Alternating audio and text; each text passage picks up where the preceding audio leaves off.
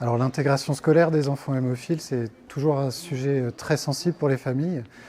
Déjà, même en l'absence d'une maladie hémorragique, c'est un sujet qui peut être stressant pour les familles.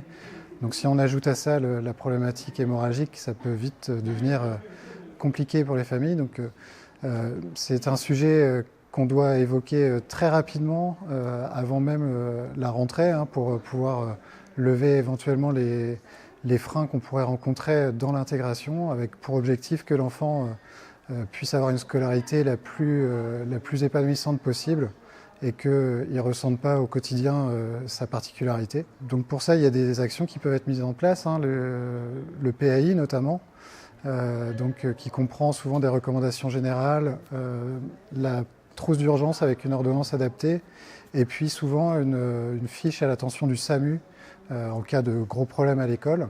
À ça s'ajoutent des problématiques plus au quotidien par rapport à la pratique des activités physiques et sportives qui peuvent être très questionnantes pour les enseignants et aussi pour les parents. Comment mon enfant va pouvoir être intégré dans ces activités avec sa particularité.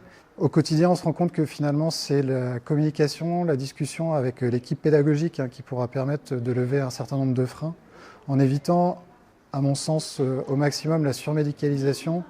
Donc en évitant que la maladie prenne le pas sur l'identité de l'enfant. Donc l'équipe du CRC vient en appui de la famille pour lever des incompréhensions, réexpliquer à l'équipe pédagogique l'intérêt de bien intégrer l'enfant et l'aider à, sans trop de stress, pouvoir l'accompagner dans son épanouissement à l'école.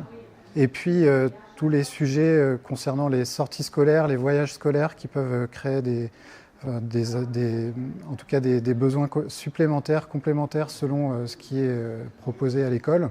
Tout est possible par principe. Après, ça nécessite plus d'organisation, de préparation que pour un enfant qui n'aurait pas de maladie hémorragique. Mais dans l'absolu, ça reste possible.